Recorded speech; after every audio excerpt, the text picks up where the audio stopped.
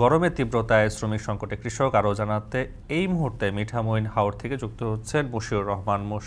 মশিউর, হাওরে কি পরিমাণ জমির ধান কাটা চলছে, এছাড়া জানাবেন শ্রমিক সংকটের বিষয়ে চাষিরা কি বলছেন?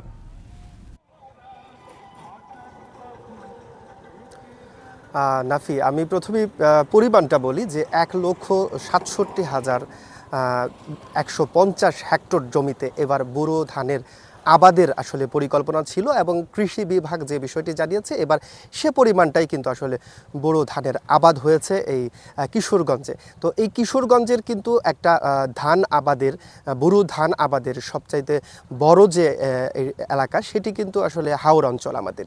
সেই হাওর অঞ্চলের ইটনা, মিটামন এবং অষ্টগ্রাম, সেই সাথে রয়েছে পার্শ্ববর্তী আরও দুটি হাওর, সেটি হচ্ছে তাড়াইল এবং বাজিতপুর। সেখানটাও আসলে কিঞ্চিত পরিমাণ ধানের আসলে চাষ হয়, বুড়ো আবাদ হয়।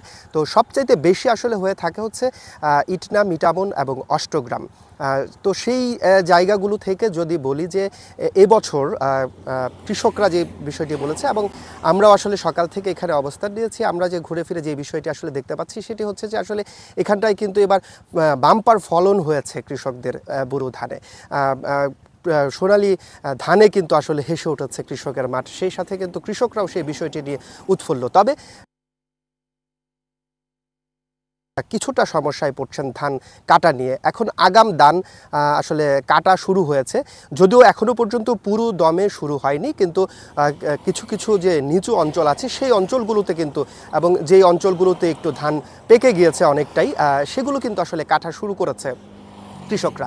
সেই জায়গা থেকে প্রচণ্ড গরম যে বিষয়টি বলছে যে অতিমাত্রায় গরম থাকায় কিন্তু তারা কাজ করতে পারছে, তারা কাজ করতে পারছে এবং সে সময় মতো আসলে শ্রমিকদের কাছ থেকে তারা যে কাজের যে কাজটা পাওয়ার কথা সেটাও কিন্তু কিছুটা কম পাচ্ছে, কেননা কিছুক্ষণ পরপর আসলে গরমে তারা কিন্তু হাঁপিয়ে উঠছে এবং কাজ রেখে কিন্তু তারা এসে আসলে কিছুটা সময় তারা বিশ্রাম করে নিচ্ছেন। তো সেই জায়গা থেকে কিন্তু শ্রমিকদেরও কিছুটা আসলে এখানে কৃষকদের ব্যাগ পেতে হচ্ছে।